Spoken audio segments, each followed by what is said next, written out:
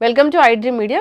So జనరల్‌గా diabetes ఉందో లేదో చెక్ జేయాలన్నా, లేదా డయాబెటిస్ ఉన్న వాళ్ళకి అసల లెవెల్స్ ఎలాగున్నాయో చెక్ చేయాలంటే హెచ్‌బీఏవన్సీ టెస్ట్ ఖచ్చితంగా చెప్తూ ఉంటారు. ఇది చేయించుకోవాలంటే ఎటువంటి జాగ్రత్తలు తీసుకోవాలి? పూర్తి వివరాలు తెలుసుకుందాం. మనతో పాటు ఉన్నారు ప్రముఖ internal medicine specialist doctor Rajesh Ukkala గారు. డాక్టర్ గారు నమస్తే అండి. నమస్తే మా. హెచ్‌బీఏవన్సీ ఇది 3 months of random blood sugar అని చెప్తూ ఉంటారు. ఇది ఇది కరెక్ట్‌గా ఉంటే మనకి షుగర్ లేనట్లేనా? లేదు. దీంట్లో చాలా వేరియబుల్స్ ఉన్నాయి. హ్మ్. సో, గ్లైకోసిలేటెడ్ హీమోగ్లోబిన్ హ్మ్. దీని మెడికల్ టెర్మినాలజీ హెచ్‌బీఏవన్సీని గ్లైకోసిలేటెడ్ హీమోగ్లోబిన్ అంటాం. సో, ఇక్కడ హీమోగ్లోబిన్ అని వాడాను కాబట్టి హ్మ్. ఎవరికైతే రక్తహీనత ఉంటదో, హ్మ్. హీమోగ్లోబిన్ శాతం తక్కువ ఉంటదో వీళ్ళలో హెచ్‌బీఏవన్సీ డైరెక్ట్‌గా కోరిలేట్ కాదు షుగర్స్‌కి. హ్మ్.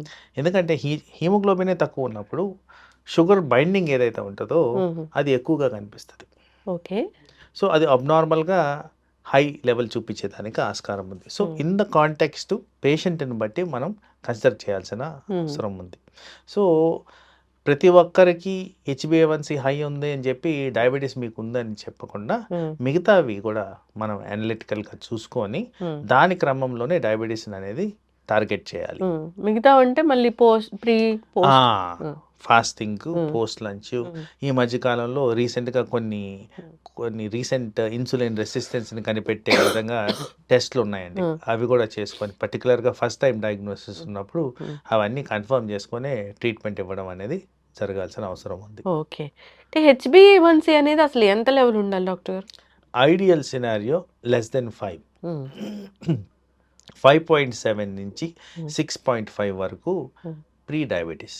Okay. 6.5 and above is diabetes. 7 ఉంది. 7 ఉంటే డయాబెటిస్ ఉన్నట్టు. హ్మ్. మరి ఈ కాంటెక్స్‌లో హ్మ్. ఇది ట్రూ పిక్చర్ అయినా కాదా? హ్మ్. ఏమైనా రక్తహీనత ఉందా? హ్మ్. వీళ్ళ ఫాస్టింగ్, పోస్ట్ లంచ్ నార్మల్ ఉన్నాయా? ఆ! లేవా? ఇలాంటివన్నీ కూడా గమనించుకోవాలి. హ్మ్. తర్వాత హెచ్‌బీఏవన్సీ టెస్ట్ చేసే కిట్లు కూడా హ్మ్. కరెక్ట్‌గా ఉన్నాయా? హ్మ్. ఎక్స్‌పైరీ కాకుండా ఉన్నాయా? హ్మ్. దాన్ని కరెక్ట్‌గా స్టోర్ చేయాల్సిన విధానంలో ఉన్నాయా? సో, అందుకోసమే డైరెక్ట్‌గా హెచ్‌బీఏవన్సీ మీదే రిలై కాకుండా హ్మ్. మిగతా టెస్ట్‌లు కూడా కన్ఫర్మ్ చేసుకుంటే హ్మ్. మనకి ఇది కరెక్ట్‌గా డయాగ్నోసిస్ వచ్చేదానికి ఆస్కారం ఉంది. తరచుగా నా దగ్గరికి పేషెంట్స్ హ్మ్. వస్తుంటారు. సడెన్‌గా హెచ్‌బీఏవన్సీ కనిపించిందండి. దీన్ని ఎలా చేయాలి అని. వాళ్ళలో మేము చూస్తున్న క్లినికల్ ప్రాక్టీస్‌లో ఫాస్టింగ్, పోస్ట్ లంచ్ నార్మల్‌గా ఉండడం, హ్మ్. లేకపోతే ఇది చూసి అనవసరంగా టాబ్లెట్లు స్టార్ట్ చేసి వాళ్ళు లో షుగర్‌తో ప్రెజెంట్ అవ్వడం, అవును. ఇలాంటివి ఫ్రీక్వెంట్‌గా గమనిస్తుంటాం కాబట్టి డయాగ్నోసిస్ అనేది ప్రాపర్‌గా కాస్త ఓపిక బట్టి చేసిన దానివల్ల హ్మ్. పేషెంట్‌కి అనర్థాలు రాకుండా మనం కాపాడుకోవచ్చు. హ్మ్. ఇప్పుడు ఇంటికొచ్చి టెస్ట్ తీసుకునే వాళ్ళు అది కరెక్ట్‌గా వస్తదా డాక్టర్ గారు? లేదా అక్కడ ల్యాబ్‌కెళ్ళి ఇచ్చింది కరెక్ట్‌గా వస్తదా? సో, ఇన్ జనరల్‌గా ఆ స్పెసిమెన్ ప్రాసెసింగ్ టైమ్ అనేది చాలా ఆ! ఇంపార్టెంట్ అవుద్దండి. ఇప్పుడు ఇంటికొచ్చి తీసుకెళ్తున్నారు. హ్మ్. దాన్ని ఎంత త్వరగా ప్రాసెస్ అవును. చేస్తున్నారు? ఎంత సేఫ్‌గా దాన్ని తీసుకెళ్తున్నారు? హ్మ్. దాని స్టోరేజ్ కరెక్ట్‌గా ఉందా? లేదా? సో, ఇలాంటివన్నీ కూడా హ్మ్. ఇక్కడ ఫ్యాక్టర్స్. హ్మ్. సో, ఆ ఫ్యాక్టర్స్‌లో మనకి వాళ్ళు ఎంత మేనేజ్ చేస్తున్నారనేది ఎవరికీ ఐడియా అవును. లేదు గాబట్టి దాని హ్మ్. గురించి చెప్పడం కాస్త కష్టమే. కష్టం. కానీ ఐడియల్‌గా హ్మ్. ల్యాబ్‌లో ఎళ్లి ఇస్తే ఆల్‌వేస్ హ్మ్. Better results. ఎందుకంటే త్వరగా ప్రాసెసింగ్ ఉంటది గాబట్టి. హ్మ్. అయితే డాక్టర్ గారు మరి ఈ హ్మ్. తిన్న తర్వాత, తినకముందు షుగర్ లెవెల్స్ కనిపించాయి అన్నప్పుడు, ఇది గూడా ఎక్కువగానే ఉంది హెచ్‌బీఏవన్సీ లెవెల్ అన్నప్పుడు, వెంటనే మందులు స్టార్ట్ జేయాల్సిన అవసరం ఉంటుందా డయాబెటిస్‌లో? మందులు స్టార్ట్ చేయకముందు కొన్ని లేయర్స్ ఆఫ్ థింగ్స్ చేయాలి. హ్మ్. ఫస్ట్ నేను చెప్పినట్టు నిర్ధారణ చేసుకోవడం. హ్మ్. ఇది నిజంగానే అబ్నార్మల్ రికార్డింగా కాదా? హ్మ్. రెండోది మనము న్యాచురల్ పద్ధతులు ఏమైనా ట్రై చేశామా లేదా? అంటే ఇప్పుడు మ్యాంగో సీజన్ అయిపోతుందండి. హ్మ్. విపరీతంగా తింటారు అవును. చాలామంది. బార్డర్ లైన్‌లో ఉన్న వాళ్ళందరికీ కూడా కూడా షుగర్స్ పెరిగేదానికి హ్మ్. ఛాన్స్ ఉంది. ఎందుకంటే దాంట్లో ఉన్న స్వీట్‌నెస్ అలాంటిది కాబట్టి. హ్మ్. మరి ఈ మ్యాంగోస్ అన్నీ మానేస్తే వీళ్ళకి రిజాల్వ్ అయిపోతుందా? హుహు. సో, లెవెల్ ఆఫ్ ప్రెజెంటేషన్ బట్టి ఉంటది. ఇందాక చెప్పాను 6.5 అండ్ అబోవ్ ఈస్ డయాబెటిస్ అని. హ్మ్. కరెక్ట్‌గా 6.5, 7 మధ్యన వచ్చారనుకోండి, వాళ్ళకి కాస్త లెవరేజ్ ఇచ్చి మనం న్యాచురల్ పద్ధతులు ట్రై చేయొచ్చు. హ్మ్. అదే హెచ్‌బీఏవన్సీ 12 వచ్చిందనుకుందాం. వామ్మో! వీళ్ళల్లో హ్మ్. మనం కంపల్సరీగా హ్మ్. ట్రీట్మెంట్ ఇవ్వాల్సిన పరిస్థితి. ఎందుకంటే it's very, very high. Double the normal అవును. లెవెల్.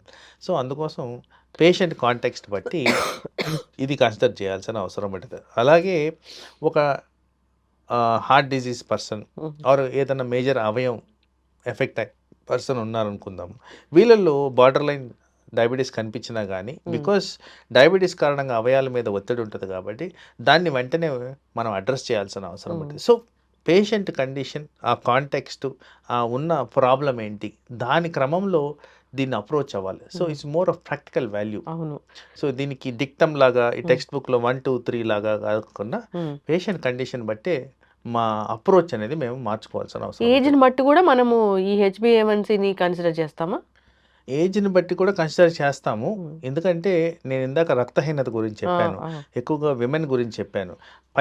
వయసు పైబడిన వాళ్ళలో కూడా పోషకాహారాల లోపాలు వివిధ రకాలుగా ప్రజెంట్ అవుతాయి కాబట్టి వాళ్ళలో కూడా రక్తహీనత వచ్చేదానికి ఆస్కారం ఉంది కాబట్టి దాన్ని కూడా ఉద్దేశించి మేము చూసుకోవాలి. ఇప్పుడు ఇంతవరకు ఇన్నేళ్ల సర్వీస్లో మీరు ఎంతో కాలంగా ఉన్నారు.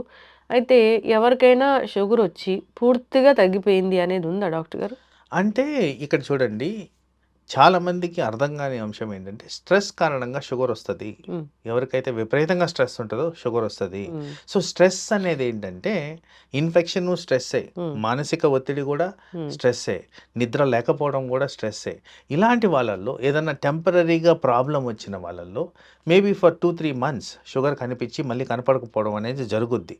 బట్ ఇన్ జనరల్ ప్రాక్టికల్గా చూసుకుంటే ఒకసారి షుగర్ వస్తే అది జీవితకాలం వచ్చినట్టే. వెరీ వెరీ రేర్ ఇన్స్టెన్సెస్లో ఈ టెంపరీ ట్రాన్సిషన్ అనేది మీరు చాలా మటుకు వినుంటారు. ప్రెగ్నెన్సీలో వస్తుందని మళ్ళీ పోయిందని.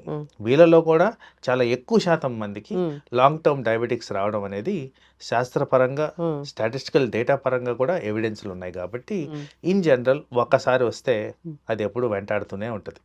మందులు వాడితే మంచిది, బెటర్. అండ్ మందులు వాడడం పక్కన పెట్టేసి చాలా మంది ఏంటంటే మళ్ళీ చెక్ చేసుకోరు. ఆ చెక్ చేసుకోవడం ఇంపార్టెంట్. ఫస్ట్ స్టెప్ అది. చక్కగా చెప్పారు డాక్టర్ గారు. ఎన్నాళ్ళకి ఒకసారి అంటే 3 monthsకి ఒకసారి యావరేజ్గా ఈ హెచ్బిఏవన్సీ సరిపోతుందా, లేదా మళ్ళీ ఏమైనా పెరిగినట్లు ఉందనిపించి మళ్ళీ చేసుకోవచ్చా? అంటే ఇక్కడ ఎంత ఫ్రీక్వెంట్గా చేయడం అనేది కాదు కానీ పేషెంట్ సిచ్యువేషన్ ఏంటి అనేది చూసుకోవాలండి. హెచ్బిఏవన్సీ ఆర్గన్ డ్యామేజ్కి డైరెక్ట్ మార్కర్. అది హైగా ఉంటే అవయాలు ఎఫెక్ట్ అవుతాయి, ఇది రుజువులు. సో సపోజ్ ఒక పర్సన్కి 12 ఉందనుకుందాం, మనం ప్రతి 3 నెలలకు ఒకసారి చెక్ చేసుకుంటూ దాన్ని తక్కువ చేసుకోవడం అనేది ఇంపార్టెంట్ క్రైటీరియా. అదే ఇంకో పర్సన్కి 6.5 ఉందనుకుందాం, రెండోసారి చేసాం అప్పుడు కూడా 6.5 ఉందనుకోండి, జనరల్లీ ఫ్రీక్వెన్సీ కాస్త పెంచేస్తాం. ఊరికే చెక్ చేయాల్సిన అవసరం లేదు, ఎందుకంటే వాళ్ళ స్టెబిలిటీ ఉంది. పేషెంట్ కాంటెక్స్ట్ బట్టే ఎంత ఫ్రీక్వెంట్గా చేయాలి, ఏమి మార్పులు వస్తున్నాయి అని గమనించుకొని దాని క్రమంలో టెస్ట్లు అనేది అడ్వైజ్ చేయడం జరుగుతుంది. ఇప్పటి వరకు షుగరే లేదు అంటే ఎంత ఏజ్ ఉన్న వాళ్ళు ఎట్లాంటి ఈ షుగర్ టెస్టులు చేయించుకోవాలి, ఎంత ఫ్రీక్వెంట్? జనరల్ రికమెండేషన్స్ అగైన్ ఇది వరకు 35 years అండ్ అబవ్ కంపల్సరీ సంవత్సరానికి ఒకసారి చెక్ చేసుకోండి అని. ఇప్పుడు ఈ మారుతున్న కాలంలో ఈ వెస్టర్నైజేషన్ ప్రోగ్రాంలో నేను 20 సంవత్సరాలకే చెప్తున్నా. 20 yearsకి పర్టికులర్గా రిస్క్ ఫ్యాక్టర్స్ ఎక్కువ ఉన్న వాళ్ళకి, రిస్క్ అంటే ఏంటి, ఫ్యామిలీలో ఉంది, ఊబకాయం ఉంది, ఇన్యాక్టివిటీ ఉంది, అలాంటివి ఏమన్నా మార్కర్స్ వచ్చినప్పుడు కంపల్సరీ 20 సంవత్సరాల నుంచే ఇది మానిటర్ చేయడం బెటర్ అని మేము గమనిస్తూ ఉన్నాం. అదే there is a lot of transition ఈ దీంట్లో. ఫిక్స్డ్ గైడ్ లైన్స్ కాకుండా ఫ్లెక్సిబిలిటీ అనేది అవసరం ఇక్కడ. ఇప్పుడు ఇంకేదో చిప్ లాంటిది వచ్చింది పెడుతున్నారు షుగర్ మానిటర్ చేయడానికి అంటున్నారు, ఏంటి డాక్టర్ గారు అది? ఇది కంటిన్యూస్ గ్లూకోజ్ మానిటరింగ్ అనేది స్మాల్ డివైస్ కనుక్కున్నారు. సింపుల్ డివైస్, ఈ చేతి మీద దాన్ని అటాచ్ చేస్తారు, దానికి ఒక కంప్యూటర్ కనెక్షన్ ద్వారా షుగర్ మానిటరింగ్ డైరెక్ట్గా మీ ఫోన్కి మానిటరింగ్ వచ్చేస్తుంది. About 14 days of continuous monitoring ఉంటుంది. సో మనకి హెచ్చుతగ్గులు ఎక్కడ జరుగుతున్నాయి, దీన్ని ఎలా మార్చుకోవాలనేది చాలా ఎఫెక్టివ్గా మనకి గైడెన్స్ ఇస్తుంది. సో అది డెఫినెట్గా డయాబెటిక్ పేషెంట్స్లో అందరికీ రికమెండ్ చేయాల్సిన ఇన్స్ట్రుమెంట్ అది. ఓకే, కరెక్ట్గా వస్తాయి వాల్యూస్ అనేవి. Absolutely correct. And time to time variation వస్తుంది కాబట్టి ఇప్పుడు మనము 2 సార్లు చెక్ చేసి వచ్చేసి ఇది బాగుంది అని అనేది డిసైడ్ అయిపోతున్నాం. అయినా కానీ హెచ్బిఏవన్సీ ఎక్కువ వచ్చింది, ఎందుకు వచ్చింది సార్ అంటారు. సో అలాంటి పరిస్థితుల్లో ఇలాంటి సీజీఎం పెట్టుకుంటే ఏ టైంలో ఎక్కువ అవుతుంది అనేది క్లియర్గా చూపించేస్తుంటుంది. కాబట్టి ఆ విధంగా మందులు కూడా అడ్జస్ట్ చేయడానికి మాకు ఈజీగా డైరెక్షన్స్ దొరుకుతాయి. ఎస్, చక్కటి ఇన్ఫర్మేషన్ డాక్టర్ గారు. చాలామంది కూడా HbA1c ఒకసారి నార్మల్ ఉంటుంది, కానీ తర్వాత వేరే టెస్టులు చేస్తే కనుక షుగర్ ఉన్నట్లుగా తెలుస్తూ ఉంటుంది. మీరు చెప్పిన విధంగా జాగ్రత్తలు తీసుకోవాలని కోరుకున్నాము. So post lunch fasting blood sugar ఇలాంటివి చెక్ చేసుకుంటే కనుక కరెక్ట్గా ఉంటుంది. అది డాక్టర్ చెప్పిన విధంగా మందులు వాడుకోవాలి. సో మనకు నచ్చినట్లుగా తగ్గిపోయిందిలే అని చాలామంది కూడా డాక్టర్ 2 టాబ్లెట్లు రాస్తే ఒక టాబ్లెట్ వేసుకునే వాళ్ళని ఇప్పటికీ మనం చూస్తూ ఉన్నాం. మేజర్ ఇష్యూ అది. నాకు ఈ డోస్ ఎక్కువైపోయింది అని వాళ్ళంతరకు వాళ్ళు మానేసే వాళ్ళని కూడా మనం చూసాము. వీళ్ళలో ఇంకొకటి ఏంటంటే డాక్టర్ గారు, చాలా అతి నీరసం కూడా వస్తూ ఉంటుంది. ఇప్పుడు డయాబెటిక్ పేషెంట్స్లో టాబ్లెట్స్ వేసుకుంటే చాలా నీరసం అయిపోవడం కూడా మనం గమనిస్తూ ఉంటాము. దానికి ఏమైనా రెమెడీస్ ఉంటాయా? సో ఇక్కడ 2-3 థింగ్స్ అండి. మీరు చెప్పింది చాలా ప్రాక్టికల్ థింగ్ అండ్ అనవసరంగా పేషెంట్స్ కాంప్లికేషన్స్ ఫేస్ చేయడం మేము గమనించాము. ఒకటి 3 సెగ్మెంట్స్లో చూడాలండి ఇది.